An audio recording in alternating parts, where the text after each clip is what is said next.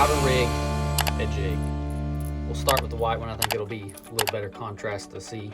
We've got ourselves a jig here, and I typically like to actually match the color, so I wouldn't throw a white jig with like a black and blue craw, or even really like a green pumpkin chunk bait here. I try to match it with the same color. So we're gonna go with a white on a white. And it's important to get the skirt out of the way completely. So you can see that these rattles even get in the way, and that looks better. Okay, so now we've got those out of the way. We're gonna take and bend this stuff out of the way. It's not gonna hurt it. You can see here, take it and bend it out of the way.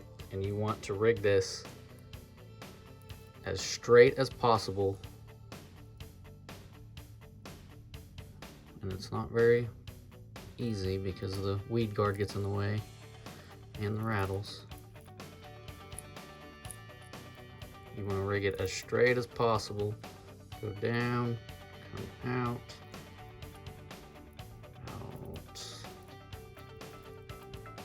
that far. Push it over the hook keeper. And you can see it's relatively straight. There's a little hump right here. That's mainly from the hook keeper though. But it's straight that way. It's straight in the middle. Now we put it down, and it should look like that. It's not hard as far as remembering to keep it straight. The most difficult part's just pushing the weed guard and the rattles out of the way if you've got rattles. Some jigs don't have rattles, and it just makes it easier, but that right there is beautiful. Can't believe I did it on the first try. It's like I've been doing this or something. This is a football head jig that does not have rattles. And you can see we'll rig. It's close enough to green pumpkin. I would match a green pumpkin. Now, there's different ways I've seen guys actually do this. I've seen guys literally hook it like they would a on a drop shot. And let's see. They just come up from the bottom here. Push that stinking thing out of the way.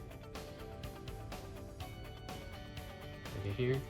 And I've literally seen guys leave it like that. Look at here.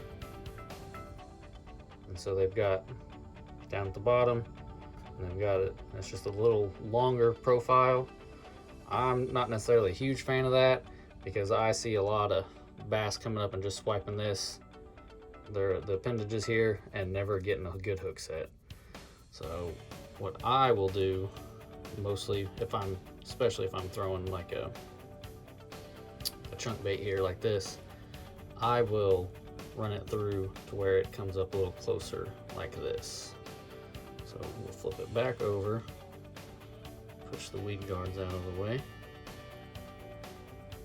run it through here, keep it straight, keep it straight. Now push it all the way up,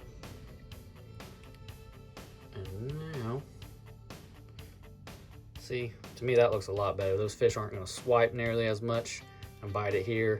They're going to get the hook, and it also gives you just a little bigger profile. It puffs that skirt out, and so you get just a little bit bigger profile, and bigger bass like bigger baits. So you're not going to have a big bass turn down that.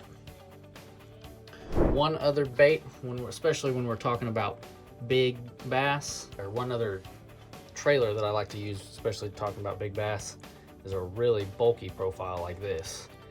And you got to be careful, because if you're going for a bunch of fish, you're going to miss several fish with this because it's just so big and fish can't get it in their mouths. So when choosing a big trailer, bulky trailer, like they call this like a biffle bug, or any kind of big bulky trailer like this, you will miss more bites because the fish just simply can't get the hook and everything in its mouth. But same concept. Take them. Sometimes they have a top and bottom, sometimes they don't. I was making sure that didn't. We're gonna run it all the way. And this, we want to run the length of the hook, which should be about there. And we'll push it through, and check it, and there it is.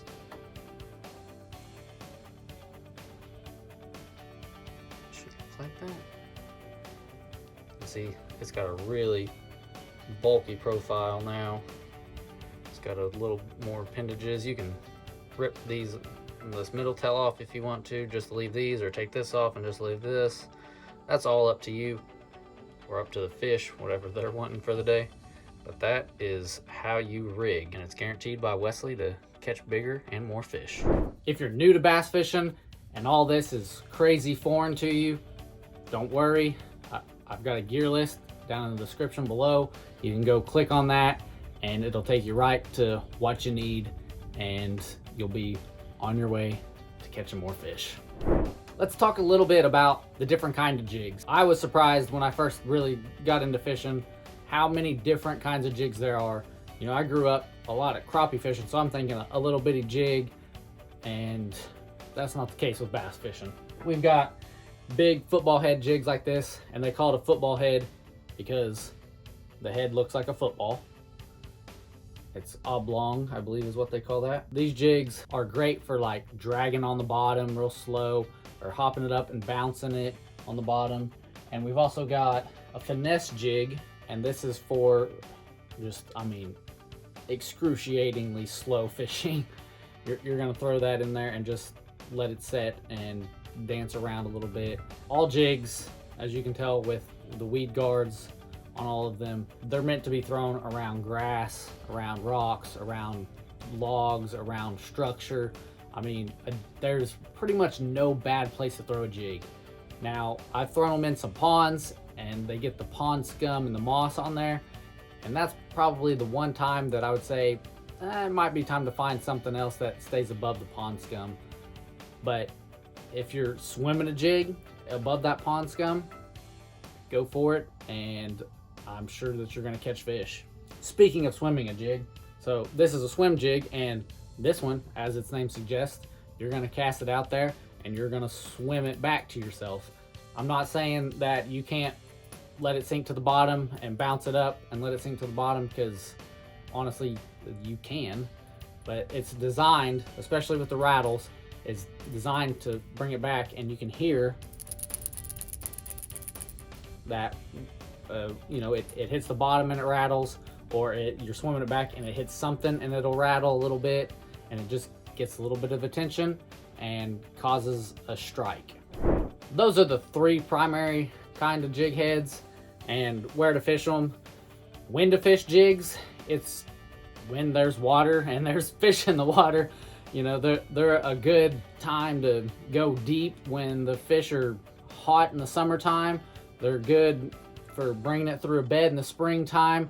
They're good when fish are feeding and you're swimming a jig through a school of feeding bass. I mean, if you fish the wintertime, going real slow like you have to. Jigs are so versatile, and that's why they're really probably the best lure to catch fish any time of year, and they're a go-to for so many anglers because of their versatility and their effectiveness.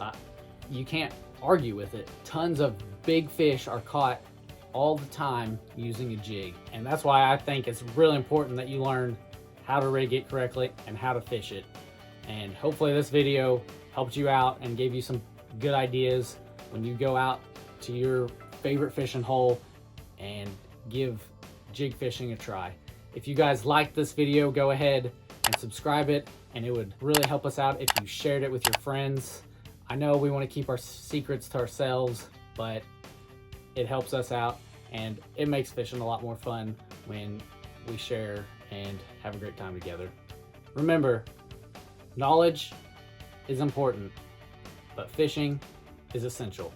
And jig fishing catches you really big fish. I'll catch you next time.